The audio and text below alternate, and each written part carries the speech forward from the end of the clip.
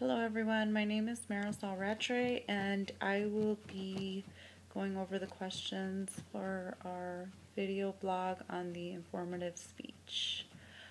First question was purpose of the project and why we did it. I really think that we did it so that we could actually research a topic and deliver the message to an audience and see how well we did to deliver exactly what we found and what we thought and all of our findings that we got from the information. I was a little nervous going into the speech because I've never done it before. This is my first time taking speech.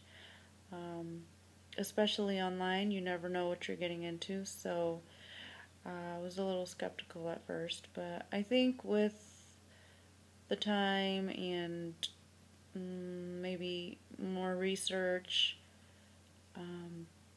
it kind of flowed pretty well. Did I experience anxiety?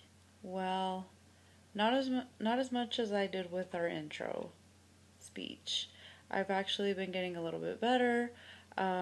Granted, this is not in front of a full audience as it would be in a classroom, but I think I've learned a lot this way too. I think this kind of gives me a little head start for, anything in the future when I do it in front of a bigger audience.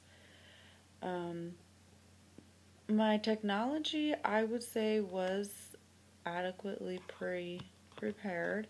I have pretty much everything that I need to record my speeches and type my papers and outlines and things like that. So I've done pretty well with that. Let's see.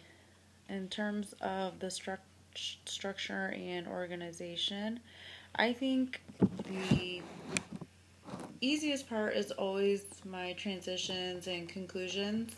My hardest is always the intro because I don't know where to start sometimes, and it's kind of hard for me to get it going and have something catchy for the audience. So that's always a little hard for me. Yeah, it's an awkward situation when I start. I gotta talk for a little while and get comfortable, and then I feel better. So yeah, that's definitely the oddest part.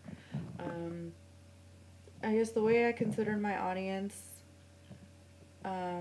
when I was developing my speech, the whole class is given a speech. I'm sure that we're trying to grab your attention, and of course that's what I was trying to do.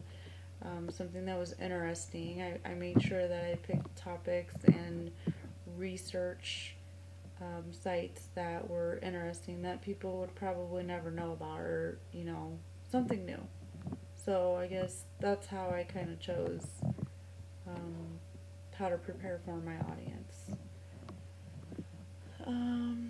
Couple of things that I did on my speech that worked.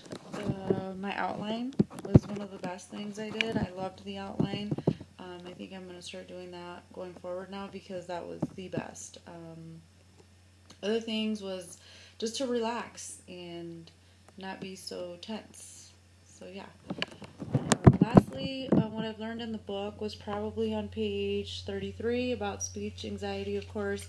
This is the reason why I took this course online, because I had terrible anxiety. I never wanted to speak in front of anybody. I hated it. I would get nervous. I don't even know what I was doing, actually, when I would talk in front of people. I did my speech, and afterwards I don't even know what I said. Let's just put it that way, because it was horrible. But yeah, in the book it does teach a lot about how to deal with anxiety, and this is probably my favorite part because it is what I need to learn on. So hopefully from now going forward I'll get a little better. Alright, thanks guys, that's it for today.